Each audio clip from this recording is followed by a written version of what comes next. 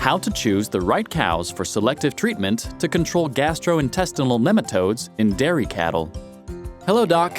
Good to see you again.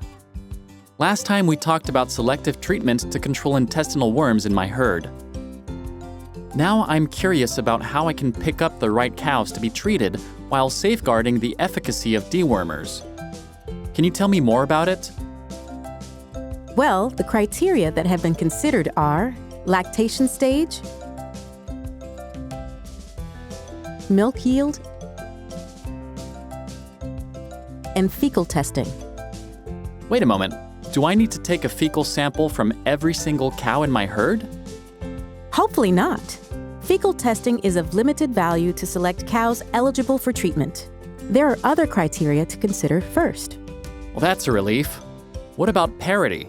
It seems like an easy one, and I've often heard that you absolutely need to treat primiparous. Is that true? Well, not necessarily.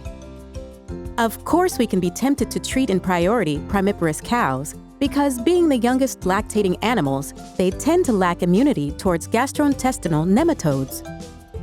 In reality, it is not unusual for primiparous cows to have built an efficient immunity against worms, especially if they have spent much time grazing while younger. This is the reason why not all the primiparous cows should be treated. Interesting. What about calving date? Does that have any importance? Yes. It is the cows that calve during the grazing season that respond the best when treated at housing.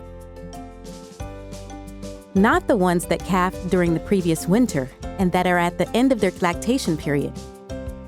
There are no real benefits in deworming a cow at the end of her lactation. It is more useful to treat cows within the first half of their lactation. This is very useful. I can start sorting my cows. Sure. And there is another piece of information that can maximize the benefits in treated cows. It is their individual milk production level at the start of their lactation. It is the cows that calved during the grazing season and got off to a poor start with their lactation in comparison with their herd mates in the same conditions that will have the best milk production gains after treatment.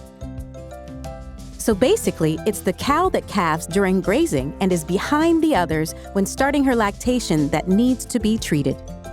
Oh, this is new to me. I always thought that it was the high-producing cows that should be treated. Well, in fact, if they are already top performers in your herd, it is probably because they are coping very well with the presence of worms or because they have less parasites than the other cows. When you talk about milk production gains after treatment, what sort of gains are we speaking about? According to field studies, on average, you can expect a gain of around 1 kilogram per cow per day if you use the criteria we just talked about. Remember that it is an average and it can vary from one herd to another. For example, a given herd can experience a milk production gain above 1 kilogram per cow per day if lactating cows are on pastures for a majority of the grazing season. Seems logical. Can we expect herd immunity to play a role too? Absolutely. Again, the herd immunity varies from one herd to another. It strongly depends on their grazing history, especially the duration of exposure to worms before the heifer's first calving. Okay, to sum up what we discussed. For treatment at housing, if we want to maximize our chance of seeing a milk production gain while treating as few cows as possible, we should focus on cows that have calved during the grazing season, and cows that started their lactation behind the others in terms of milk yield. And I can expect bigger gain in milk production if my dairy cows spend much time on pastures during the grazing season. Precisely. And remember, as we discussed last time, the choice of the dewormer and its route of administration matters. Ask your veterinarian if you're interested to implement selective deworming in your farm. And watch our 3 last short episodes where we'll visit 3 different farms, each one using a different approach to control worms. We'll check how their practices can be improved.